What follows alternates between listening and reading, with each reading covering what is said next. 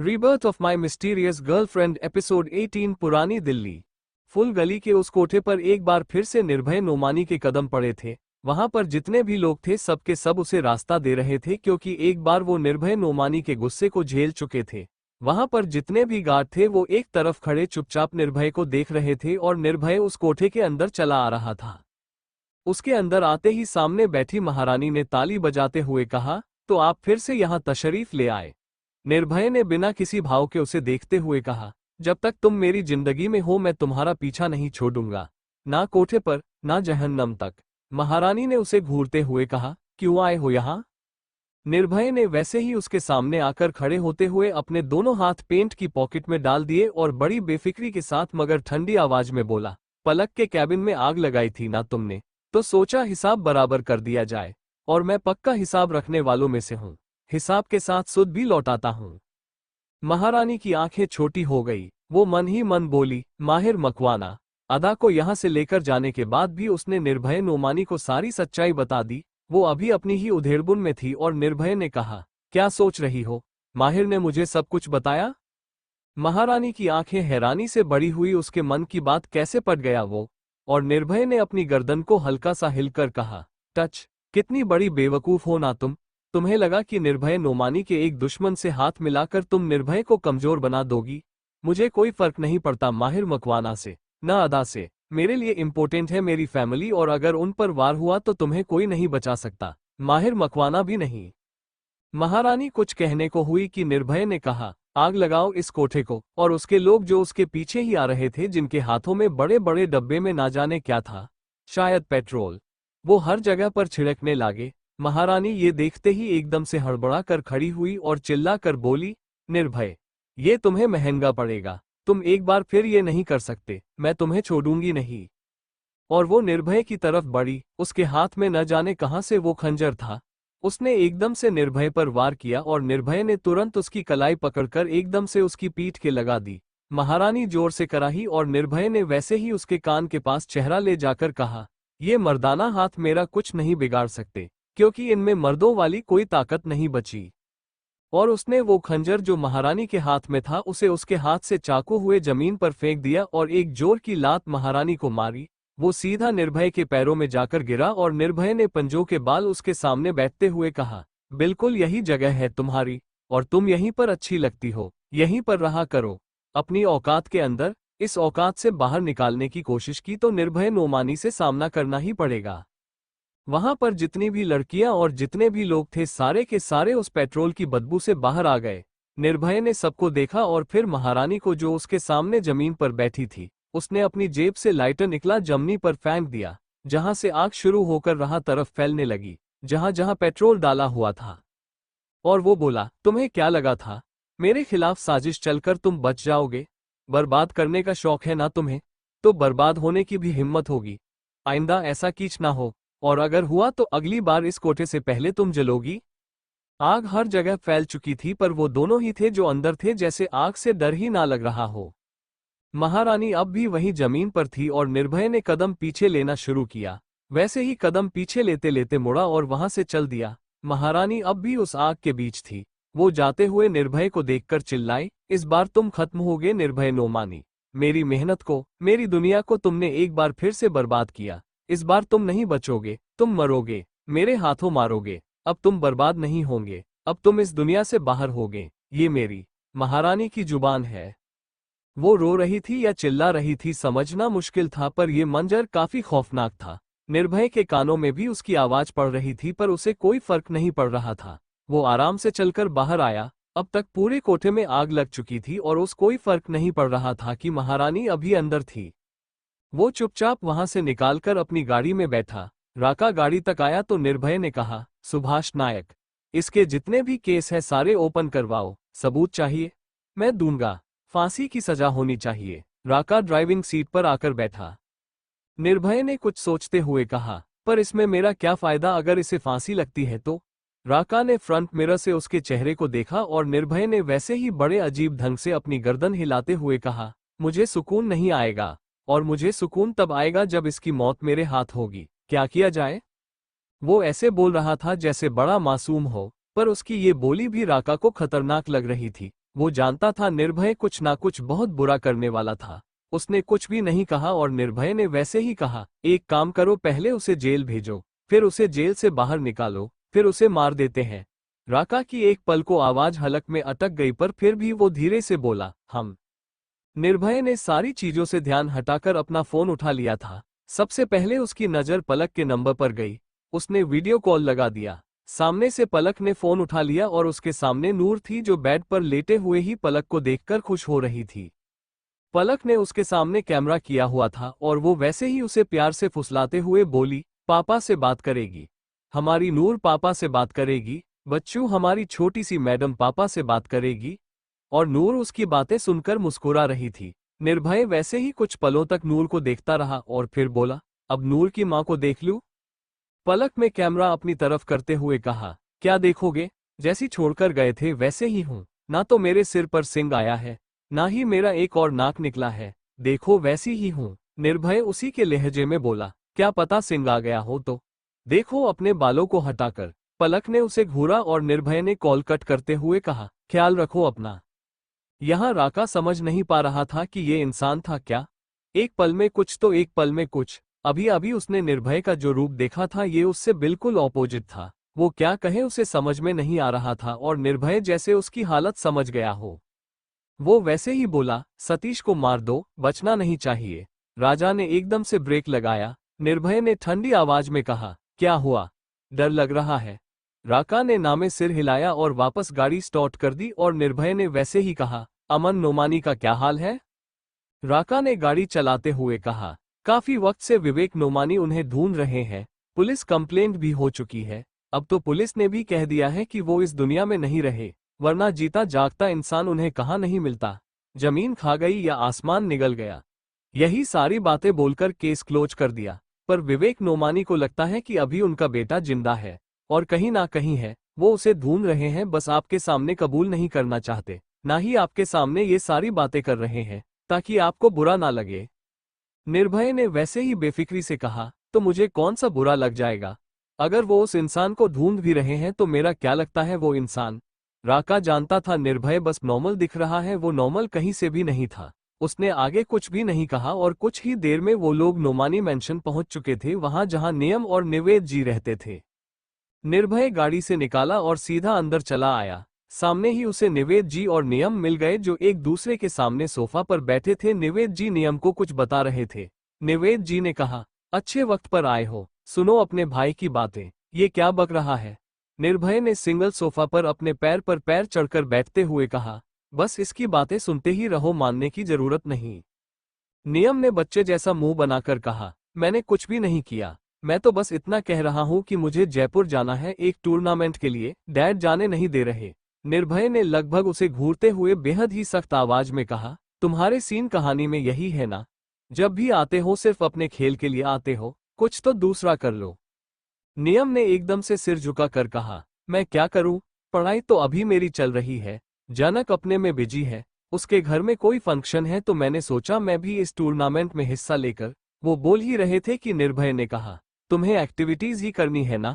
कुछ वक्त अपनी भतीजी के साथ बिताओ। बच्चों को कैसे संभालते हो सीख लो, क्योंकि तुम्हें शादी की बड़ी जल्दी है। उसकी बात सुनकर निवेद जी ने एकदम से नियम को घूरते हुए कहा, क्या कहा? शादी की जल्दी? लड़की देख ली तुमने? नियम ने एकदम से उठते हुए कहा, बिल्कुल नहीं भाई, तो कुछ भी बोलते हैं, सीधे सीधे नहीं कह रहे है कि ब्लैक विला आ जाओ। निर्भय ने उसे देखते हुए कहा, तो आ जाओ, किसने मना किया? वैसे भी मुझे तुमसे बहुत सारी बातें करनी है। बहुत सारी चीज हैं जो हम दोनों के बीच जो क्लियर होनी चाहिए, पर अब तक क्लियर नहीं है। नियम समझ गया और उसका भाई और उसका बाप क्लास लेकर ही रहेंगे, तो वो खड़ा होते हुए बोला, ओके फाइन, मैं आपके साथ ब्लैक विला ही चल लेता हूँ। इससे तो अच्छा ही है कि आप दोनों मेरी क्लास लगाओ। वो चला गया। निवेद जी मुस्कुराए और निर्भय की तरफ देखकर बोले, ये तो ऐसा ही है, तुम बताओ हमारी नूर कैसी है? और पलक ठीक है ना? निर्भय ने हाँ में सिर हिलाकर कहा, सब लोग ठीक है, आप बताइए आप कैसे हैं? निवेद जी ने वैसे ही मुस्कुरा कर कहा, मैं भी बिल्कुल ठीक हूँ, सोच रहा हूँ तीर्थ यात्रा पर चला जाऊं। तुम शादी कर चुके हो, अपनी पोती का मुंह देख लिया। नियम की तो अभी उम्र नहीं है शादी की, ना वो मानेगा। पढ़ाई भी चल रही है, अब तीर्थ यात्रा कर लूं तो मुझे सुकून मिलेगा। निर्भय ने हाँ में सिर हिलाकर कहा, आप जब बोलेंगे मैं तब के सारे अरेंजमेंट करवा दूंगा। निवेदन जी को कुछ खटका, उन्होंने उसके कंधे पर हाथ रखते हुए कहा, कुछ चल रहा है तुम्हारी जिंदगी में? अपनी माँ की याद आ रही है? निर्भय से उनकी तरफ देखा पर बिना अपने चेहरे पर कुछ ले ही बोला, आपको क्यों लगता है कि मुझे उनकी याद आ रही है? दिल्ली, नोमानी मैंशन। निवेद जी ने निर्भय के चेहरे को देखते हुए प्यार से कहा, तुम कभी चुपचाप ऐसे किसी भी बात का सीधा सा जवाब नहीं देते, और मुझे तो बिल्कुल नहीं देते। क्या हुआ है? कुछ परेशान कर रहा है तुम्हें? निर्भय ने अपने कंधे उचकाकर कहा, कुछ भी तो नहीं, बस काम में उलझा हूं। वही सारा दिमाग में चलता रहता है तो सामने बैठे इंसान की बातों पर ध्यान ही नहीं जाता। निवेद जी मुस्कुराए और बोले, और तुम सोचते हो कि तुम्हारा बाप इन बातों को मन लगा? निर्भय ने उनकी तरफ देखा तो निवेद जी ने कहा, निर्भय तुम दुनिया के लिए जो हो वो मेरे लिए नहीं हो। भले ही मैं तुम्हारा सगा बाप नहीं हूं पर मैंने तुम्हें पाला है। मैं जानता हूं कि तुम क्या हो, कैसे हो और क्यों हो। तुम्हें मेरे सामने झूठ बोलने की जरूरत नहीं है। लोगों को तुम्हारे छोटे जवाब और खामोशी समझ ना आती हो पर मुझे आती है। क्या हुआ है? ऐसा कौन सा काम आ गया है जो तुम्हारे बाप को भी इग्नोर करवा रहा है? निर्भय ने गहरी सांस लेकर कहा, मैं सोच रहा हूं अमन नोमानी के बारे में। जैसे ही निवेद जी ने ये सुना वो कुछ हैरान हुए, फिर बोले, तुम उनसे क्यों मिलना चाहते हो? क्या हुआ? क्या सोच रहे हो उसके बारे में? निर्भय कुछ पल रुक कर बोला, मैंने मिलने का तो नहीं कहा। विवेक नोमानी उसे ढूंढ रहे हैं, वो उन्हें मिल नहीं रहा और ये चीज कुछ अरसे से चलती आ रही है। पुलिस ने उन्हें डेट साबित कर दिया है पर विवेक नोमानी इस बात को मानने को तैयार नहीं है। मैं चाहता हूं कि वो उसने मारा हुआ समझ ले। निवेद जी दो पल ठीक के और फिर बोले, तुम जानते हो वो कहाँ है? निर्भय ने ना में सिर हिला दिया और फिर उठाते हुए बोला, मुझे घर जाना होगा, शाम हो गई है। नूर को इस वक्त मेरी गोद में रहने की आदत है, रोएगी वो। आप नियम को कल ब्लैक विला भेज दीजिएगा, कुछ दिन वहां रहेगा तो ठीक हो जाएगा। निवेदन थी ने उसे ख्याल रखने को कहा और निर्भय भी वहां से निकल गया। कुछ देर में वो ब्लैक वाला आ चुका था और जैसा कि रोज का माहौल होता था, जिया, पलक और बाकी सारे नौकर नूर के साथ हाल में थे। नूर सोफा पर लेटी हुई थी और सारे सर्वेंट उसके साथ मस्ती कर रहे थे, उसे खुश करने के लिए कुछ ना कुछ कर रहे थे और नूर भी उन सबके साथ खुश थी। पलक खामोशी से बैठी उन सबको देख रही थी, अपनी बेटी को देख रही थी। उसका हाथ अपने ठुड्डी पर था और कोहनी घुटने पर काफी प्यारी लग रही थी। इस वक्त उसने फिलहाल एक पंजाबी सूट पहना था और बालों को ऐसे ही क्लचर से पीछे बंद रखा था। उसका ध्यान अब तक निर्भय पर नहीं गया था और निर्भय ने अंदर आते ही अपना गला खंगाला। पलक एकदम से सीधी बैठ गई और निर्भय की तरफ देखा। उसने नूर को अपने गोद में लिया और बाकी सारे नौकर भी अपने अपने काम में लग गए। निर्भय ने पलक के हाथों से नूर को लिया और कमरे की तरफ बढ़ गया। पलक ने उसके हाथ से उसका वो बैग ले लिया था। वो निर्भय के पीछे पीछे ही कमरे में चले आई थी। जैसा कि निर्भय ने कहा था, पलक पूरी कोशिश कर रही थी एक नॉर्मल बीवी की तरह रहने की और अब शायद उसे आदत भी पड़ गई थी। निर्भय के जूते, उसकी छोटी छोटी चीज सही जगह पर रखने की, उसका बैग उठाने की और उसके पीछे पीछे घूमने की। वो नूर को लेकर सीधा वॉशरूम की तरफ गया था और पलक मुस्कुराकर रह गई। निर्भय ने नूर के कपड़े उतारते हुए वैसे ही कहा, बेबी पापा के साथ शॉवर लेगी? और नूर वैसे ही बस मुस्कुरा रही थी। निर्भय ने उसे अपने एक हाथ पर लेटाया हुआ था और वो इतनी सी थी कि निर्भय के एक हाथ पर आ भी गई थी। निर्भय ने अपनी शर्ट निकाली और जाकर शावर ऑन किया। जैसे ही वो पानी नूर के ऊपर गिरा, एक पल को जैसे वो किसी बिल्ली के बच्चे की तरह झैंप गई। निर्भय को ये देखकर हंसी आ गई। उसने धीरे से नूर के चेहरे पर हाथ फेरा और उसके बालों को सहलाया जो अब छोटे छोटे उगे थे। उसने आंखें खोलने की कोशिश करते हुए अपने बाप को देखा पर पानी की वजह से ये मुमकिन नहीं था। वो रोने को हुई कि निर्भय ने उसे अपने कंधे पर लेटा दिया और वैसे ही उसके साथ खेलने लगा। वो अपने बाप के साथ इन पलों को एंजॉय कर रही थी और इतने में पलक ने दरवाजा खटखटाया। निर्भय ने बाथरूम का दरवाजा खुला ही छोड़ा था। उसने पल की तरफ देखा तो उसके हाथ में छोटा सा व्हाइट टॉवल था और इसका मतलब था कि नूर को ज्यादा देर पानी में नहीं रखना। निर्भय समझ गया और उसने शॉवर का टैप ऑफ कर दिया। पलक उसके पास आई और अपने दोनों हाथों पर उस छोटे से नैपकिन को डाल लिया। निर्भय ने उसके टॉवल पर ही नूर को लेटाया तो पलक ने दूसरा हिस्सा भी नूर के ऊपर डाल दिया और उसे किसी छोटे से टेडी बियर की तरह पकड़ते हुए बोली, हो गया, हो गया, शावर अब चले। रेडी होना है ना, फिर नीनी आएगी। और नूर के साथ खेलते हुए उसे बाहर ले आए। ये रूटीन बनता जा रहा था। निर्भय आता और ऐसे ही नूर को शॉवर के नीचे ले जाता। कुछ देर में पलक आ जाती। और उसे बाहर ले आती और सोने के लिए उसे कपड़े पहनकर अच्छे से रेडी करके फीड करा के दवाइयां देकर सुला देती, क्योंकि वो 12 या 1 बजे फिर उठती ही थी, इसलिए पलक उसे 8:30 तक सुला देती थी और फिलहाल भी यही हो रहा था। पलक ने उसे अच्छे से पोंछा और फिर उसे उसके सोने के लिए कपड़े पहना दिए, फिर स्वेटर, हाथों और पैरों के मोजे, सिर पर एक टोपी पहना आई जिससे उसके कान ढके रहे और फिर उसे फीड कराया। पर आज नूर सोई ही नहीं। पलक ने अपने कपड़े ठीक करते हुए उसे देखा तो वो अपनी माँ को देख रही थी। वो असमंजस में नूर को दोनों हाथों में पकड़कर अपनी गोद में ही खड़ा करते हुए बोली, सोई नहीं? नींद नहीं आ रही आज तुम्हें? नूर ने अपने दोनों हाथों को ऊपर करने की कोशिश करते हुए पलक पर गिरना शुरू कर दिया। पलक थोड़ी सी पीछे होते हुए बोली, अरे सोने का वक्त है और तुम्हें मस्ती सूझ रही है? उसने नूर को बेड पर लेटाया। वो अपने हाथ पैर उछल रही थी। पलक उसके पास ही लेट गई। उसने अपनी कोहनी बेड पर टेकी और अपनी हथेली पर सिर रख दिया और ऐसे ही नूर को देखने लगी। वो नूर के काफी करीब थी, इसलिए हाथ पैर उछलते हुए नूर कभी उसके चेहरे को छू रही थी तो कभी उसके बालों के साथ खेल रही थी और उसकी हर छुअन पर पलक अपनी आंखें बंद कर रही थी। वो धीरे से बुदबुदाई, मेरा हिस्सा है तू, फिर भी एक अलग किस्सा है तू, तुझे पाने के लिए मैंने कितने जतन किए हैं तू क्या जाने, मेरी जिंदगी में मेरी जिंदगी का एक अटूट हिस्सा है तू। नूर ऐसे ही है उसके चेहरे पर, उसके नाक को पकड़ रही थी, उसके होठों को पकड़ रही थी, उसके बालों को पकड़ रही थी। वो ऐसे ही अपनी बेटी को देखे जा रही थी और कुछ देर में निर्भय भी शॉवर लेकर बाहर चला आया। उसने पलक और नूर को ऐसे देखा तो वो भी जाकर नूर के दूसरी तरफ लेट गया। वो पलक की तरह लेट गया। नूर ने अपने बाप को देखा तो पलक से सारा ध्यान हटकर निर्भय पर आ गया। वो दोनों हाथों से निर्भय के चेहरे को पकड़ने की कोशिश करने लगी। ऐसे ही उछलकर कभी उसकी दाढ़ी को, कभी उसके नाक को, कभी कानों को खरोचने लगी। और पलक को आज पता नहीं क्यों बड़ा प्यार आ रहा था अपनी औलाद पर। वो ऐसे ही नूर के हाथ को अपने हाथों में लेकर उसकी छोटी सी मुट्ठी को चूमते हुए बोली, तुम्हारा नसीब है इसमें, हमेशा बंद करके रखना, कभी मत खोलना, कस के रखना। और नूर जैसे अपनी माँ की बात समझ ली, उसने मुट्ठी और ज्यादा कस दी।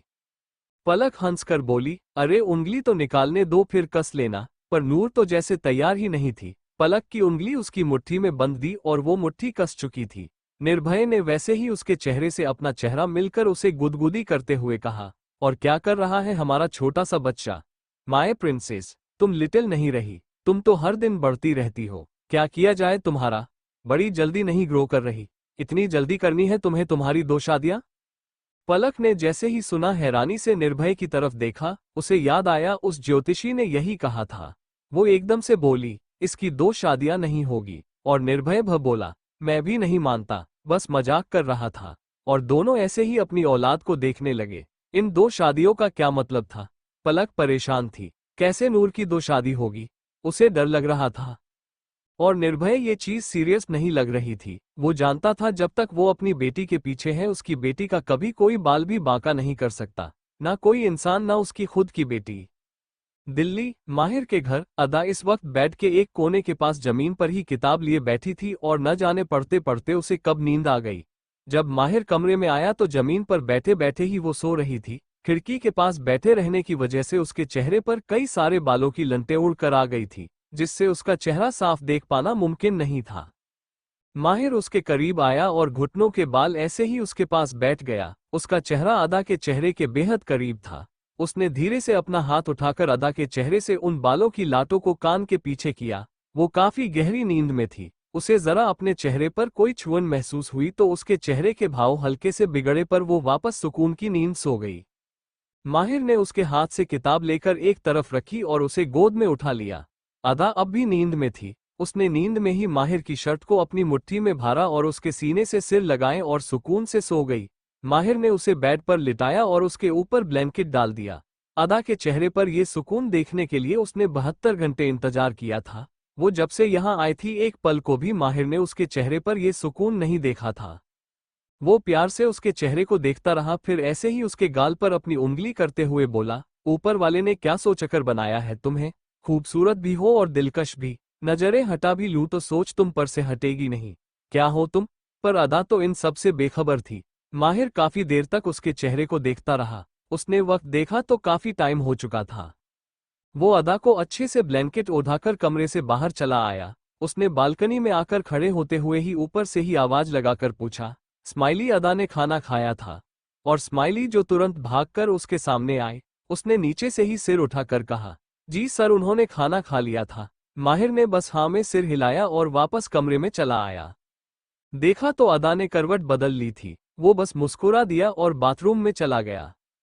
यहाँ दूसरी तरफ रात के 10 बजे गए थे और नूर अभी तक नहीं सोई थी। वो कब से पलक और निर्भय के साथ बस खेले जा रही थी। अब तो पलक को इरिटेशन होने लगी थी। वो निर्भय की तरफ देखकर बोली, ये सो क्यों नहीं रही है? उसका ऐसे चाटता लहजा देखकर निर्भय ने अजीब अंदाज में कहा, परेशान करने की आदत है, तुम्हारी बेटी है ना? पलक ने लगभग उसे घूरा। निर्भय ने नूर को अपने कंधे पर लेटाया और उसे लेकर खड़ा हो गया। वो ऐसे ही उसे लिए कमरे में टहलने लगा और लगभग आधे घंटे बाद वो सो चुकी थी। वो सोई तो निर्भय उसको को बेड पर लिटाया और उसे अच्छे से ब्लैंकेट से कवर कर दिया। पलक ने सोई हुई नूर को देखा और सुकून की सांस लेते हुए बोली, आखिरकार ये सो गई। आज इसे नींद क्यों नहीं आ रही थी? निर्भय ने वैसे ही पूछा, दिन में सोई थी क्या? पलक ने नामे सिर हिला दिया तो वो बोला, शायद बदलते वक्त की वजह से। 10 बजे सोई है तो 12 बजे या 1 बजे इसका उठने का सवाल ही पैदा नहीं होता। बीच रात में उठेगी, बेचारी पलक। उसने रोने सी शक्ल बनाकर वापस बेड पर पसरते हुए कहा, बच्चे पालना इतना मुश्किल होता है क्या? निर्भय ने आकर उसके पास लेटते हुए कहा, होता तो है, इसीलिए तो माँ बाप का दर्जा इतना बड़ा होता है। पलक ने एक नज़र उसे देखा और बोली, मुझे तो मम्मी पापा की तरफ से ऐसा कोई प्यार नहीं मिला। मेरी मामा मुझे बहुत प्यार करती थी, ये मुझे कहने का मौका ही नहीं मिला। पापा ने मुझे बहुत प्यार दिया। एक वक्त आया जब उनका और मेरा साथ छूट गया, पर कोई बात नहीं, जितना भी था खूबसूरत था। निर्भय अपनी हथेली पर सिर रखे और बेड पर कोहनी टेक के पलक की बातें सुन रहा था और उसे देख रहा था। वो वैसे ही निर्भय के चेहरे को देखते हुए बोली, तुम्हारा बचपन कैसा बीता? निर्भय के चेहरे पर जो छोटी सी स्माइल थी अचानक वो गायब हो गई। उसका चेहरा एक पल को सख्त हुआ। पलक ने भी ये नोटिस किया, पर वो वैसे ही वापस नॉर्मल होते हुए बोला, खास नहीं, नॉर्मल, जैसा बच्चों का बीतता है। उसकी बात सुनकर पलक ने फिर पूछा, तुम्हारी माँ भी तुमसे प्यार करती थी? निर्भय सीधा लेट गया और सीलिंग को घूरते हुए वैसे ही कहने लगा, बहुत प्यार करती थी। उनका कहना था कि मैं उन्हें बड़ी मिन्नतों के बाद मिला हूँ। उन्होंने मन्नत मांगी थी कि उन्हें पहले बेटा हो, और जब मैं मिला तो उनका कहना था मैं किसी से ना डरूं, इसीलिए उन्होंने निर्भय नाम रख दिया। पलक उसकी बात सुन मुस्कुराई, फिर बोली, और पापा? निर्भय कुछ पलों के लिए एक बार फिर से खामोश हो गया। वो ऐसे ही सीलिंग को घूरता रहा और फिर बोला, पापा ने भी बहुत प्यार दिया। वो बहुत प्यार करते थे, बहुत। और आखिरी शब्द उसने ऐसे कहा जैसे बहुत हिम्मत लगी हो ये कहने में। पलक कुछ पल को ऐसे ही खामोश रही, फिर एकदम से अपनी कोहनी बेड पर टेकी और हथेली पर सिर रख लिया और निर्भय के चेहरे को देखते हुए बोली, वो तुम्हारे सौतेला परिवार कैसे है? आई मीन तुम्हारे डैड ने कहा था कि तुम्हारे सौतेले भाई बहन है, तुम्हारे दादाजी है, ऐसा क्यों है? और तुम उनके साथ क्यों नहीं रहते? तुम्हारे पापा, तुम और नियम अलग क्यों रहते हो? निर्भय ने बिना उसकी तरफ देखे कहा, क्योंकि हमें उनके साथ अच्छा नहीं लगता। डैड की सरनेम नोमानी जरूर है, बट उनका उन लोगों से कोई लेना देना नहीं। वो डैड के कुछ नहीं लगते। पलक को अजीब लगा। वो कुछ सोचते हुए बोली, जब तुम्हारे पापा का और उन नोमानीज का एक दूसरे से कोई लेना देना नहीं है, तो फिर उस घर में रह रहे बच्चे तुम्हारे सौतेले भाई बहन कैसे हुए? निर्भय एक बार फिर से खामोश हो चुका था और ये खामोशी अब काफी लंबे चली थी। उसने जवाब ही नहीं दिया। पलक काफी देर तक उसे देखती रही और जब उसे एहसास हुआ कि निर्भय लगभग सो गया है तो वो हल्का सा निर्भय के ऊपर झुकी। उसने अपना हाथ निर्भय के चेहरे के आगे हिलाया, जैसे चेक कर रही हो कि वो सच में सोया है या नहीं। जब उसे एहसास हो गया कि निर्भय सो गया है तो वो उसके चेहरे के करीब ऐसे ही ध्यान से इसके चेहरे को देखते हुए बोली, तुम ना एक मिस्ट्री बॉक्स की तरह हो। बाहर से जितने अजीब लगते हो अंदर से उतने ही था अजीब हो, या शायद उससे भी ज्यादा अजीब। तुम्हारे अंदर कौन कौन सी मिस्ट्रीज है? ना बाहर से पता चलता है ना अंदर से पता चलता है। तुम हो क्या? फिर वो खुद में ही अपनी बात का जवाब देते हुए बोली, हैंडसम से बिजनेसमैन हो। उसने निर्भय की बंद पलकों को धीरे से छुआ और वैसे ही बोली, तुम्हारी पलकें कितनी गहरी है। मुझे सच में ये बहुत पसंद है, जैसे नूर की है बिल्कुल वैसी है। पर फिर वो कुछ सोच कर रुकी और बोली, नहीं, नूर की पलकें बिल्कुल अपने पापा जैसी है। वो काफी देर निर्भय के चेहरे को देखते रही। एहसास तक नहीं हुआ कि वो क्या कर रही थी और ऐसे ही निर्भय के ऊपर उसके सीने पर सिर रखकर वो लेट गई। वो काफी देर तक ऐसे ही इधर उधर की बातें करती रही, बड़बड़ाती रही और उसे नींद भी आ गई। करीब 1 घंटे बाद निर्भय ने अपनी आंखें खोली। पलक उसके सीने पर सिर रखे उसके ऊपर ही लेटी हुई थी। उसने धीरे से अपना हाथ उठाया और उसके बालों में उलझा लिया। उसकी नजरें अब भी सीलिंग को घूर रही थी। ना जाने उसके दिमाग में क्या चल रहा था, पर एक लंबी सोच थी जो उसे अंदर ही अंदर या तो परेशान कर रही थी या खाए जा रही थी। उसके जहन में अब भी एक ही नाम चल रहा था, अमन नोमानी। वो काफी देर जागता रहा, उसे अब नींद कहाँ आनी थी। उसे वक्त का जरा अंदाजा ना हुआ कि वो कितने देर से जाग रहा था। ये तो जब नूर के रोने की आवाज आई तो उसे एहसास हुआ कि शायद 2 या 3 बज रहे होंगे। उसने देखा पलक गहरी नींद में थी और नूर ने हल्का हल्का रोना शुरू कर दिया। उसने पलक को धीरे से अपने ऊपर से हटाया और अपने पास लेटाकर उसे अच्छे से ब्लैंकेट ओढ़ा दिया। वो उठकर नूर के पास आया और उसे गोद में उठा लिया। वो ऐसे ही नूर को अपने कंधे पर लिए उसे लेकर कमरे में टहलने लगा और उसकी पीठ को धीरे धीरे थपथपाने लगा। लगभग 15-20 मिनट में नूर वापस सो चुकी थी। निर्भय ऐसे ही उसे लेकर यहाँ वहाँ टहल रहा था। उसकी सोच अब भी खत्म नहीं हुई थी। उसे ध्यान ही नहीं रहा कि नूर सो चुकी है। वो काफी देर तक ऐसे ही कमरे में इधर उधर टहलता रहा। ये तो जब पलक की आंख खुली और उसने ऐसे निर्भय को नूर को लेकर घूमते देखा तो वो एकदम से उठी। उसने देखा तो वक्त 4 बजे बज रहे थे, सुबह होने को आई थी। वो अपनी आंखें मलते हुए बोली, 4 बजे बज गए, तुमने मुझे उठाया क्यों नहीं? और उसकी आवाज सुनकर अब जाकर निर्भय की सोच टूटी थी। उसने एकदम से पलक की तरफ देखा, फिर घड़ी की तरफ देखा। उसे अंदाजा ही नहीं था कि उसने घूमते घूमते 1.5 घंटा बता दिया था। उसने नूर की तरफ देखा तो वो सो चुकी थी। निर्भय ने लाकर नूर को पलक की गोद में देते हुए कहा, हाँ ये उठ गई थी तो मैं ही उठ गया, तुम सो रही थी। और वो इतना बोलकर बाथरूम में चला गया। पलक उसे देखती रही। वो खुद में ही बड़बड़ाए, क्या क्या चल रहा है तुम्हारे दिमाग में? क्या है जो तुम्हारे चेहरे पर भी आने लगा? दिल्ली, ब्लेक विला। अभी तो सुबह के 4 बजे थे। पलक ने देखा नूर अभी भी सो रही थी तो उसने उसे वापस बेड पर लेटा दिया और अच्छे से ब्लैंकेट ओढ़ाकर उसके आसपास पिलो रख दिए ताकि वो गिर ना जाए। वो ऐसे ही कमरे को देखने लगी और हल्का हल्का सामान उठाकर साफ सफाई करने लगी। यहाँ निर्भय जो शावर का टेप ऑन कर चुका था, बट वो टॉवल लाना ही भूल गया था। उसने पलक को आवाज लगाते हुए कहा, पलक टॉवल दे दो। पलक में बाथरूम के दरवाजे की तरफ देखकर नूर की तरफ देखा। वो सो रही थी। अगर वो भी जवाब देगी जोर से तो नूर उठ जाएगी। वो चुपचाप वार्डरोब की तरफ गई, वहां से टॉवल निकाला और बाथरूम की तरफ चल दी। उसने धीरे से दरवाजा खटखटाते हुए कहा, ले लो। निर्भय ने हाथ बाहर की तरफ किया। पलक का सारा ध्यान नूर की तरफ ही था। उसने अपना हाथ आगे तो बढ़ाया पर ध्यान नहीं दिया कि उसके हाथ में पहने ब्रेसलेट में वो टॉवल अटक चुका था। निर्भय ने जैसे ही टॉवल को पकड़कर खींचा, पलक भी उसके साथ बाथरूम में चली आई। निर्भय ने जैसे ही ये महसूस किया, उसने पलक की तरफ देखा। यहाँ तक कि पलक खुद हैरान रह गई क्योंकि वो सीधा निर्भय से ही टकराई थी।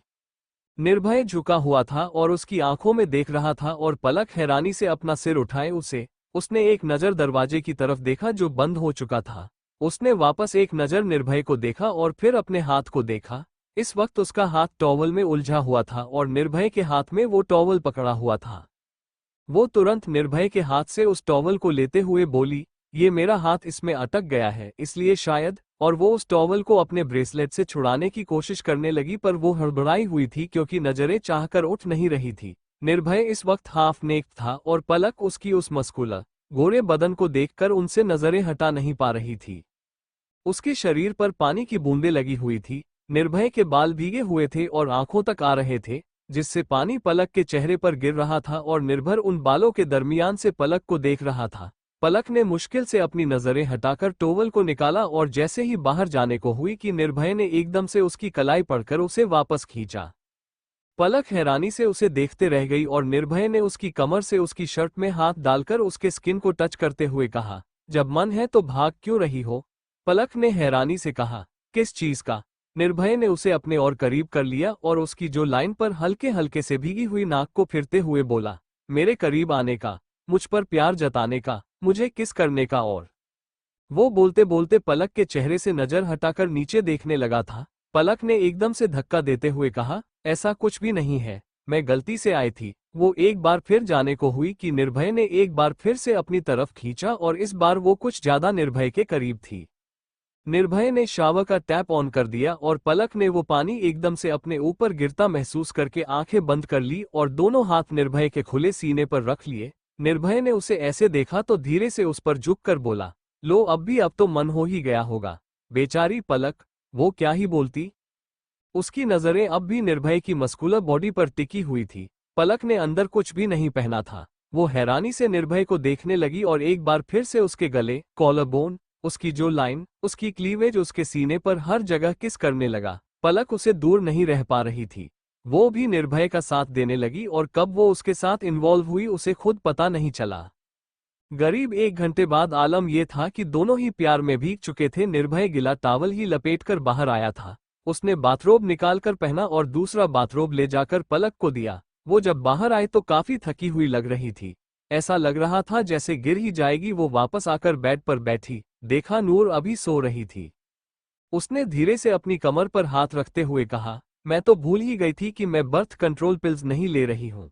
नूर अभी बहुत छोटी है, मैं ऐसे में प्रेग्नेंट नहीं हो सकती। मुझे एक बार चेक करना पड़ेगा कहीं मैं फिर से। उसे पता नहीं था वो क्या बोल रही थी। नूर मुश्किल से 1.5 महीने की थी। वो कैसे प्रेग्नेंट हो सकती थी, पर उसे डर लग रहा था। उसने तो इस चीज का ध्यान ही नहीं दिया कि उसे बर्थ कंट्रोल पिल्स भी लेनी चाहिए। वो इसी टेंशन में थी कि कहीं वो प्रेग्नेंट ना हो गए, क्योंकि बहुत बार वो फिर से निर्भय के साथ इन्वॉल्व हो चुकी थी। और निर्भय, वो रेडी होने चला गया था। जब तक वो रेडी होकर आया पलक अब भी अपनी सोच में थी। निर्भय ने उसे ऐसे देखा तो उसके सामने जाकर चुटकी बजाई। पलक ने एकदम से उसकी तरफ देखा तो वो बोला, अभी भी मेरा नशा उतरा नहीं? पलक ने तुरंत उससे नजर हटा ली और बोली, नहीं, मैं कुछ और सोच रही थी। निर्भय देख सकता था वो झिझक रही थी। उसने पलक का हाथ पकड़कर उसे खड़े करते हुए कहा, क्या चल रहा है तुम्हारे दिमाग में? क्या सोच रही थी? पलक ने उसके हाथों को देखा। वो उसकी कमर पर अपने हाथ फिर से लपेट चुका था। पलक उसके काफी करीब थी और वो एक नजर नूर को देखते हुए बोली, नूर अभी सिर्फ 1.5 महीने की ही है। निर्भय ने वैसे ही कहा, तो? और वो वैसे ही बोली, तो मैंने कोई बात कंट्रोल पील नहीं ली है, ना ही तुमने कोई प्रोटेक्शन यूज किया है। निर्भय समझ गया वो क्या कहना चाहती है।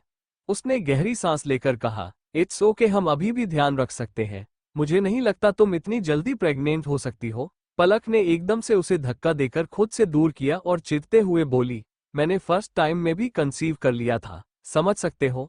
पहली बार में, और हम दोनों के बीच तो ये बहुत बार हो चुका है। अगर मैं प्रेग्नेंट हुई तो? निर्भय उसे समझाते हुए कहा, तुम नहीं हो सकती प्रेग्नेंट, और अगर हो तो अबॉर्शन करवाना पड़ेगा, क्योंकि इतनी जल्दी तुम कंसीव कर लोगी तो ना तो ये तुम्हारी हेल्थ के लिए सही है ना नूर के लिए। इनफैक्ट मैंने सोचा ही नहीं, मुझे लग रहा था तुम ले रही होगी। बेचारी पलक, हाँ ये ध्यान उसे रखना चाहिए था पर वो भूल गई थी। उसे डर लग रहा था। उसके चेहरे पर टेंशन साफ झलक रही थी और निर्भय ने कहा, इट्स ओके, डॉक्टर को दिखा देते हैं, तुम्हें टेंशन लेने की जरूरत नहीं है। ये इतनी बड़ी बात नहीं हुई है, जाओ। पलक चुपचाप रेडी होने चली गई। उसे इस मसले में कोई और बात नहीं करनी थी, बट निर्भय को अब समझ आ चुका था कि एक बार डॉक्टर के पास ले जाकर पलक के शक दूर करना पड़ेगा और उन्हें ध्यान भी देना पड़ेगा। फिर ऐसा ना हो जाए कि सच में पलक प्रेग्नेंट हो। ये सच में उसकी हेल्थ के लिए सही नहीं था। यहाँ दूसरी तरफ लगभग सुबह के 6 बजे बजने को आए थे। अदा ने एक लंबी जम्हाई लेकर धीरे से अपनी आंखें खोली। उसे बड़े सुकून की नींद आई थी। वो पढ़ रही थी, पढ़ते पढ़ते सो गई थी। ऐसा लग रहा था जैसे एक अरसे के बाद उसे इतनी सुकून की नींद आई थी। वो जब भी सोई थी रह रहकर उसकी आंख खुल जाती थी। ऐसा कभी नहीं हुआ था कि वो पूरी रात सोई हो। हमेशा वो उठ जाती और फिर बड़ी मुश्किल से उसे नींद आती। पर आज की रात उसकी आंख ही नहीं खुली थी। एक अलग सा सुकून था उसे और इसलिए वो खुश भी लग रही थी।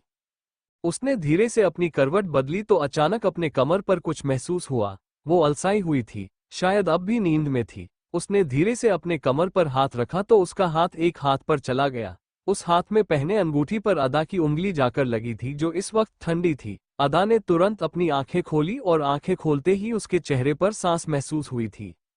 वो माहिर की बाहों में सो रही थी। अदा की आंखें हैरानी से बड़ी हो गई। उसने तुरंत माहिर का हाथ पकड़ा।